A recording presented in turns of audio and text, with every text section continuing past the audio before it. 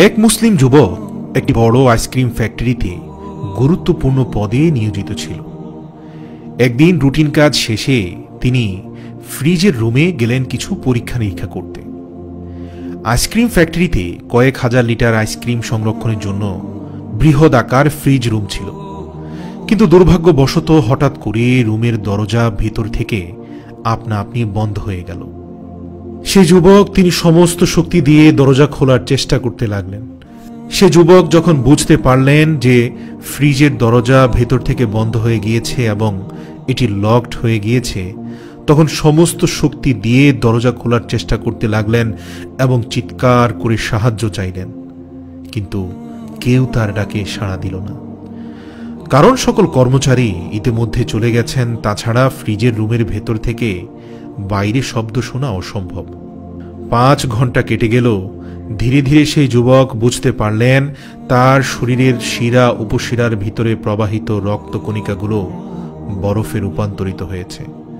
আস্তে আস্তে তিনি তার স্মৃতিশক্তি হারাচ্ছেন। তখন তিনি চোখ বন্ধ করে সর্বোচ্চ শক্তি দিয়ে মুখে বিড়বিড় করে বলতে থাকলেন, হে আল্লাহ, এই কারখানায় আমার একটি আমলও যদি তুমি কবুল করে থাকো তবে আমাকে এই মুসিবত থেকে উদ্ধার করো। ঠিক তখনই কারখানার নিরাপত্তা রক্ষী দরজা খুলে দিলেন। মহান আল্লাহ তাআলার অশেষ মেহেরবানি ও দয়ায় কাকতালীয়ভাবে সেদিন সে যুবক প্রাণে বেঁচে যান।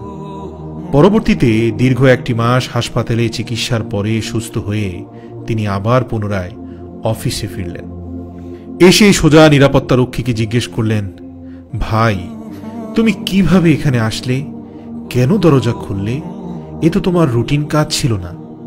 তখন সে নিরাপত্তা রক্ষী উত্তরে বলল, স্যার, এই কারখানায় 35 বছর যাবৎ আমি কাজ করছি।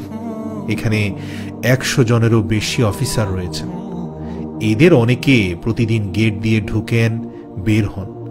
সাধারণ একজন নিরাপত্তা রক্ষী বলে কখনোই আমার দিকে ফিরেও তাকান না, কিন্তু এই অনেকের মধ্যে একমাত্র আপনি এমন একজন যিনি প্রতিদিন সকালে আমাকে শুভেচ্ছা জানানোর জন্য মিষ্টি ভাষায় হাসি মুখে বলেন, আসসালামু আলাইকুম ওয়া রাহমাতুল্লাহ।